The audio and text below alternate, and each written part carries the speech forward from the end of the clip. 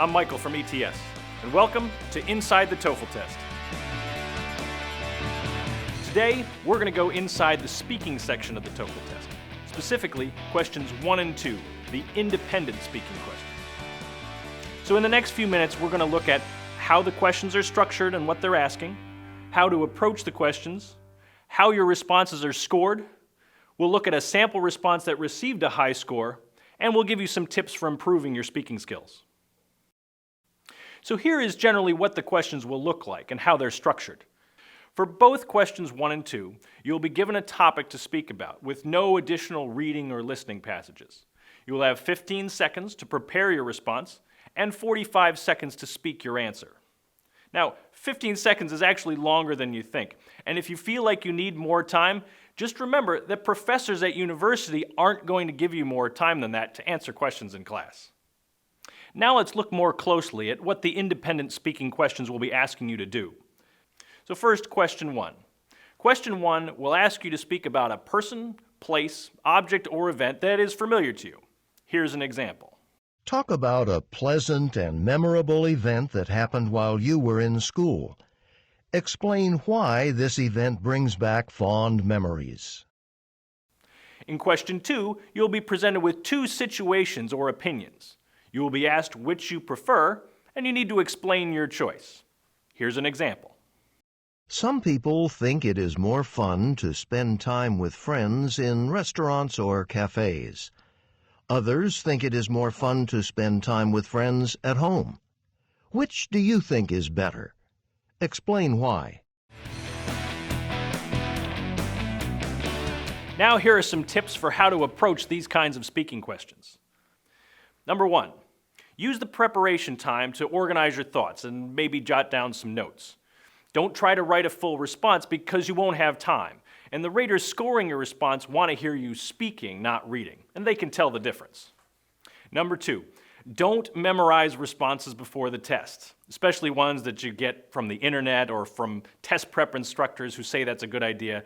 It's not, and it will lower your score. It's very easy for ETS raters to identify memorized responses because they sound different, and the content is different from responses that are more natural and spontaneous. Number 3, it's not necessary to organize your response into an introduction, a middle, and a conclusion like you would with a written essay. Just speak naturally and use common connecting words. Some of those are because, so, after that, on the other hand, I want to mention, and what this means is.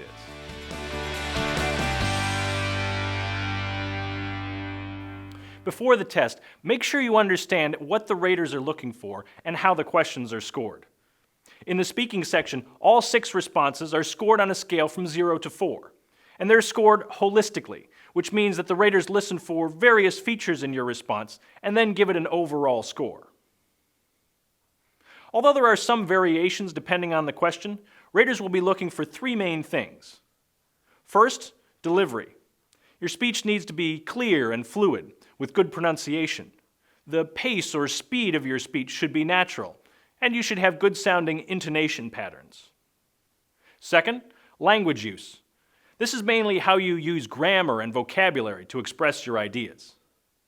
And third, topic development.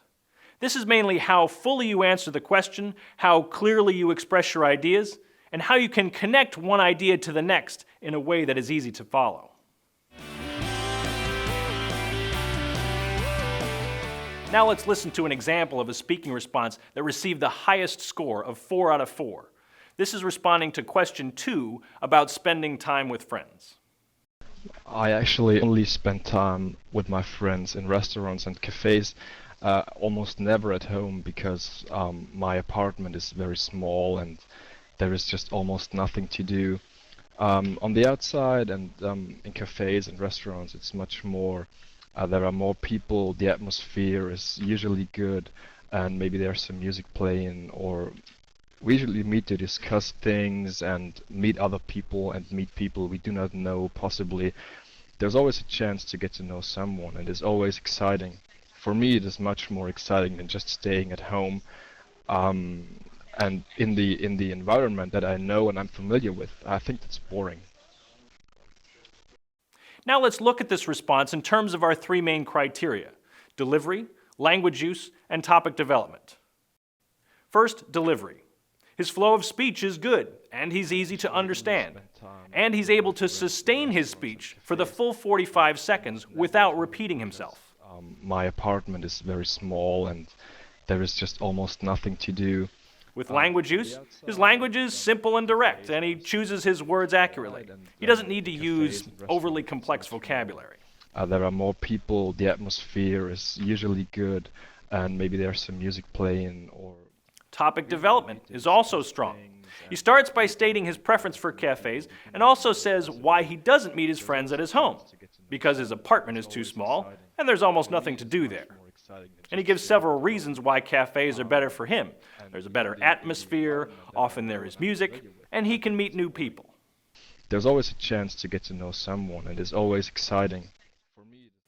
So overall, this meets the criteria for a score of 4 out of 4. For more details about how the independent speaking responses are scored, see the speaking scoring rubrics on the TOEFL website.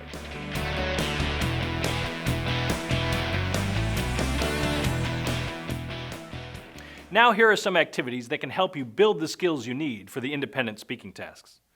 Most important for these questions is that you need to practice speaking continuously for 45 seconds or more.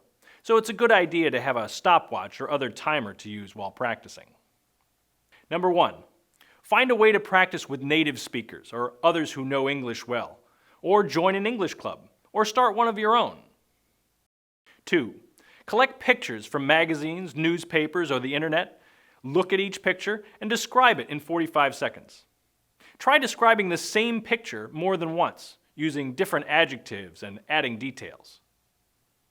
3, think for 15 seconds about what you did yesterday. Then talk about it for 45 seconds. Remember to use your connecting words and use verbs in the past tense. You can do the same thing to talk about what you will do tomorrow, using verbs in the future tense. 4, practice making a recommendation.